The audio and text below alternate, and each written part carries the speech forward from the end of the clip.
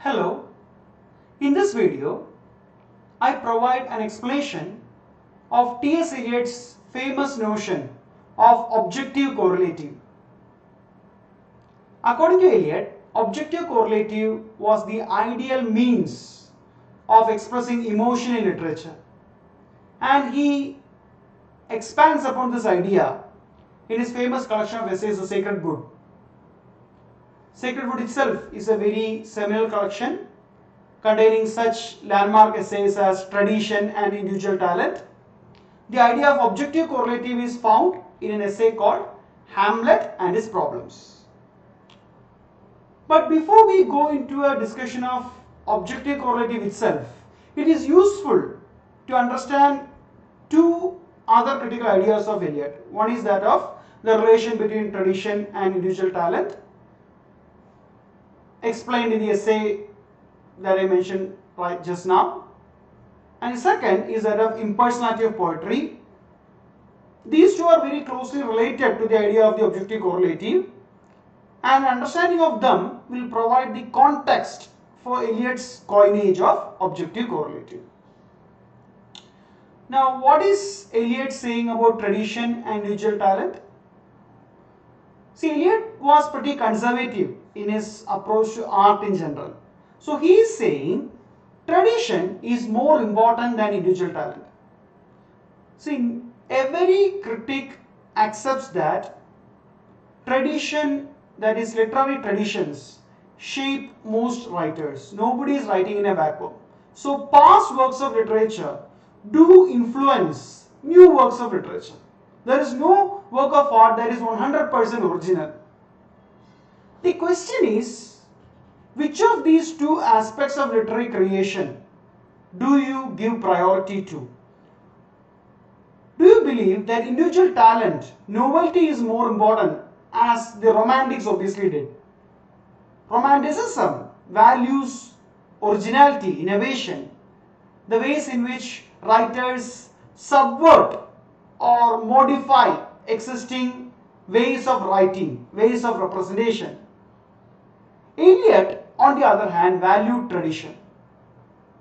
He says, any writer who is writing beyond a particular age, that is after he has become a mature person, must be very aware of the fact that he is drawing upon a whole tradition of literature. He says that every writer should be aware that the mind of Europe, that is the whole of the literary tradition of Europe, is present within him and is helping him create. And according to him, it is the tradition that plays an important role in creating the best aspects of a particular work of art and not the individual element. Which brings us to the question of impersonality of poetry. Whereas Romantics stressed the value of expression of the self, which is why both in the Elizabethan age and during the Romantic revival, lyric was the major form, was the dominant form of poetry, because it is the expression of the self that these writers focused on. Romantic criticism also values such expression of the self. But Eliot says that there is a personal element, but the writer should try to suppress it as much as possible. He says that rather than celebrating the ego, celebrating the subjective element, the writer should try to repress it as much as possible and try and make the poetry as impersonal as possible. Again, the idea is that it is not the poet's individual thought that matters. The eternal ideas that have been handed down from generation to generation, those are the valuable ideas, and those are sort of ideas that should be encouraged in literature. So Eliot does say that the mind of the poet should be like a catalyst, which, see, what does a catalyst do? It speeds up a chemical reaction without itself taking part in it. Eliot says that the mind of the poet should be like a catalyst and enable the interaction or fusing together of existing ideas without the mind itself taking part actively in the process of creation. That is Eliot's view of creation, ideal creation. And the objective correlative can be seen as an extension of this. So if the poet should not express himself or herself, then how should emotion be presented in poetry? Eliot would not like the poet to write in a confessional mode and say that I felt this or I felt that, or say as Wordsworth does, that the daffodils lifted up my spirits. He does not approve of such kind of subjective expression of emotions. He developed the idea of objective correlative through a discussion of Shakespeare's Hamlet. The essay, which forms a part of The Sacred Wood, the collection The Sacred Wood, is titled Hamlet and His Problems. He says that objective correlative is an external equivalent for an internal state of mind. What does he mean by that? What he means is that poets or writers should not directly express emotions. What should they do instead?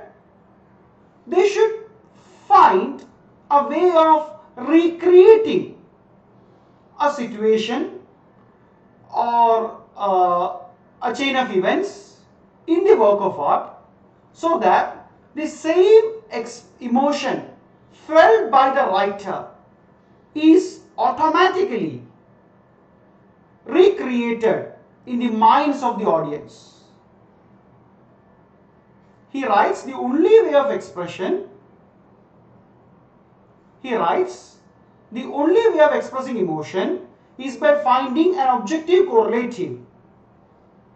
In other words, a set of objects, a situation, a chain of events, which shall be the formula of that particular emotion. That is, rather than expressing a feeling of joy, the writer should conjure up some event or some series of actions which should reproduce a similar joy in the minds of the reader. So it should not be directly conveyed but indirectly conveyed. So he says that those elements in a work of art that is meant to reproduce the particular emotions felt by the author can be called the objective correlative, and they can be a sort of a formula to recreate that emotion. Right?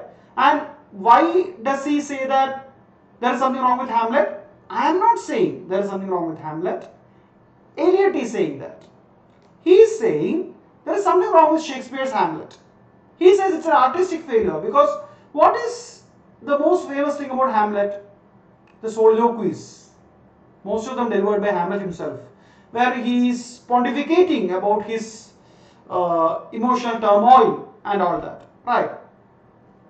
So he says that this is not appropriate because he is not creating objective correlative. The emotions are evoked directly, not through the actions that have been included in the play.